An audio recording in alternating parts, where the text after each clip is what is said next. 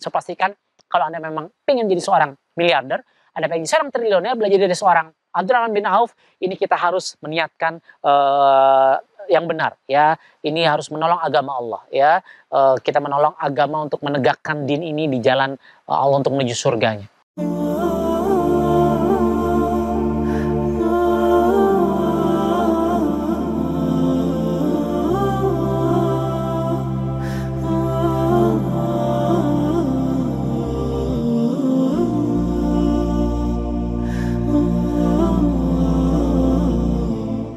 Oke, dengan harta kita bisa punya banyak kesempatan untuk berbagi, bersedekah, berwakaf, untuk membangun masjid dan seterusnya dan seterusnya. Sip. Yang kedua, kita lihat seorang Abdurrahman bin Auf itu kan seorang saudagar kaya, seorang yang luar biasa, terhormat, mulia, sahabat Nabi. Tapi ketika beliau nggak punya harta, ketika beliau hijrah ke Madinah, ya kan, beliau mau jadi kuli panggul. Ya, beliau mau jadi seorang kuli. Anda kebayang, dia nggak gengsian orangnya. Dia makan tuh gengsi. Karena gengsi tidak membuat Anda kaya. Tapi kalau Anda kaya, hidup Anda jauh lebih bergengsi. Masya Allah. Tapi nggak penting gengsi di hadapan dunia. Ya, yang paling penting Anda punya kedudukan yang bergengsi di hadapan penduduk langit. Masya Allah. Ya, kalau saya melihat, ya saya belajar gitu ya. Banyak orang itu ngobrol sama saya. Dik, lo kok gila ya? Lo kan trainer, lo kan motivator, lo kan penulis buku gitu kan. Waktu itu kan saya mulai bisnis ya, terus lu kok mau sih jualan air gitu, lu kok mau sih dagang beginian, lu kok mau sih pokoknya keliling-keliling. Saya zaman kuliah aja sudah orang ngomong seperti itu gitu. Ya alhamdulillah saya punya mobil gitu kan, punya orang tua saya sih, bukan saya. Ya istilahnya mereka tahu saya punya lah, alhamdulillah gitu ya. Tapi saya masih jualan gorengan, saya masih buka lapak jualan peci lah, jualan baju koko lah, saya keliling kelas jualan itu dan seterusnya. Saya nggak malu gitu. Kenapa? Karena saya pengen seorang pemuda adalah yang berkata, seorang pemuda bukanlah yang berkata saya adalah orang tua saya, kakek nenek saya, nah. Seorang pemuda adalah seorang yang berkata saya adalah saya, yang berdiri di atas kaki saya. Nah, saya sudah punya mindset seperti itu, jadi ngapain gengsi? Ya, nah kalau sekarang alhamdulillah hidupnya bergengsi, ya karena itu adalah sudah melalui fase-fase yang saya buang itu gengsi. Paham maksud saya? Ya, yang pertama niatkan karena Allah Subhanahu Wa Taala. Yang kedua udahlah nggak usah gengsi. Kayak Abdurrahman bin Auf jadi kuli pun nggak masalah. Ya. Dan yang ketiga kalau kita lihat beliau itu menjadi seorang broker. Ya, artinya apa? Artinya bukan masalah modal ketika ingin berbisnis teman-teman. Bukan soal modal. Ya, seorang Abdurrahman bin Auf juga nggak punya modal. Ya modalnya sudah habis semua, sudah ditinggalkan semua, ditahan oleh kafir Quraisy seperti itu.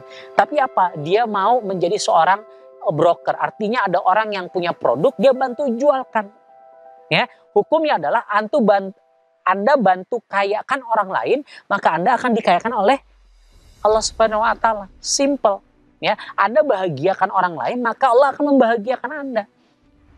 Bisa dipahami? Anda bantu menyehatkan orang lain, insya Allah akan menyehatkan tubuh Anda.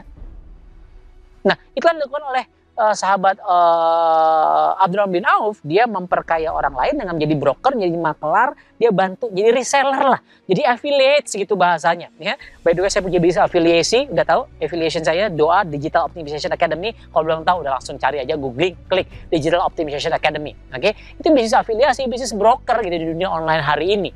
Oke, nggak usah malu lah ya, Abdurrahman bin Auf aja masih jalanin ya. Dan yang ketiga pertama tadi niat ya, buang tuh gengsi ya kan.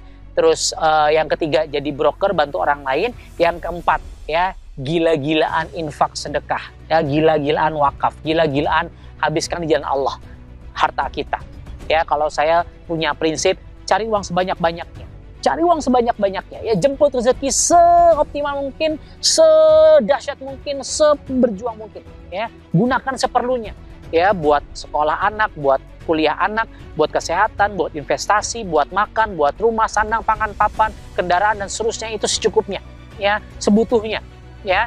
Pokoknya Anda yang paling tahu ya, tergantung dengan karakter bisnis Anda ya. Ada yang nggak perlu mobil mewah, tapi ada yang perlu menggolkan proyek-proyek, Anda butuh punya mobil yang sedikit mewah, katakan Mercedes, BMW.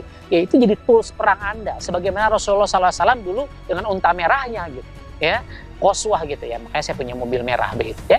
Nah, jadi ini Anda harus banyak-banyak infak sedekah. Ya, supaya apa? Supaya Allah semakin memperkaya Anda, semakin memperbanyak harta Anda. Karena apa? Karena Allah tahu kalau Anda kaya, ya Allah tahu kalau Anda kaya, Anda akan menghabiskannya di jalan Allah. Cari uang sebanyak-banyaknya, gunakan seperlunya, sisanya masih banyak, betul? Habiskan di jalan Allah Subhanahu wa taala. Dengan begitu, Anda ikut dalam sebuah agenda besar, ya, dalam menolong agama Allah. Dengan begitu Allah akan menolong Anda. Ya ayyuhallazina amanu in tansurullaha yansurkum wa yusabbit aqdamakum. Wahai orang yang beriman, tolonglah agama Allah. Dengan begitu Allah akan menolong agamamu dan menguatkan, mengokohkan posisimu, bahkan menambah. Ya, posisi itu posisi saldo bahkan akan ditumbuhkan. Kebayang maksud saya? Ya, kita bicara bisnis harus seperti ini teman-teman. Ya, dengan begitu kalau kita semuanya kaya, ya insya Allah Islam akan semakin memiliki sebuah izah yang luar biasa. Kita bangun masjid di mana-mana, bangun pesantren di mana-mana, kita bangun panti asuhan di mana-mana, kita bangun panti jompo di mana-mana. Ya, panti jomblo boleh juga. Ya, kita bantu nikahin mereka dengan uangnya. Sekarang kenapa terjadi sebuah perzinahan? Ya karena mereka ya nggak punya uang untuk segera menikah. Ya, kenapa banyak terjadi prostitusi? Ya karena mereka bingung cari uangnya gimana. Ya kalau kita bisa punya modal, kita berikan mereka modal untuk bisnis, ya bisa.